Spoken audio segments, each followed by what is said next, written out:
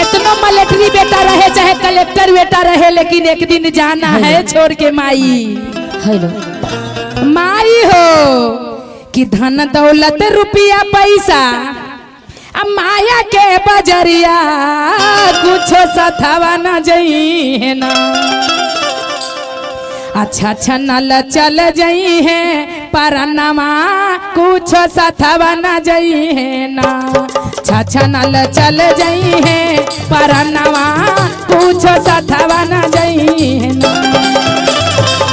धन दौलत रुपया पैसा माया के बाजरिया कुछ सथवा न जई है ना। धन दौलत रुपया पैसा माया के बाजरिया कुछ सथवा न जई है ना। छछनल चल जई है परनवा कुछ सथवा न जई है ना।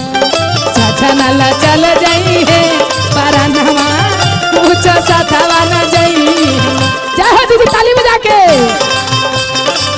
ताली हो।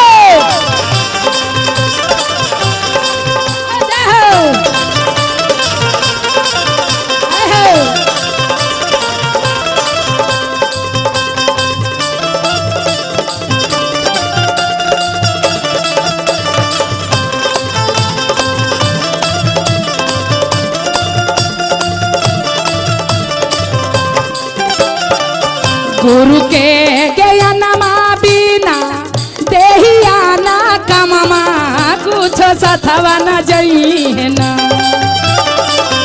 गुरु के ज्ञानमा बिना देहिया ना कममा कुछ सथवा न जई है ना। छछनल चल जई है परनवा कुछ सथवा न जई।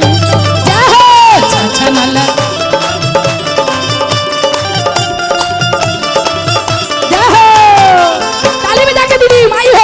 तनी झूम में हेलो हेलो क्या बात है? ताली बजाना है भैया हो, तनी अपने मूड में आके ताली हो। जिया रे तुतरी जिया।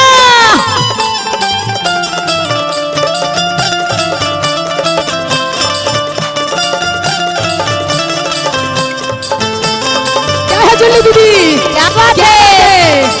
एकदम हिला देलू है जूली दीदी। बना रहो बना रहो।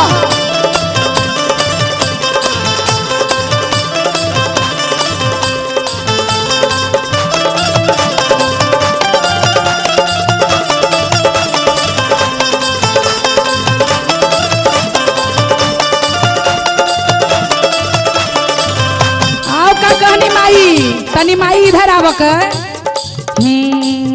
बेटा बापू तो हिया हवा माया के बाजरिया केहू सथवा न जई।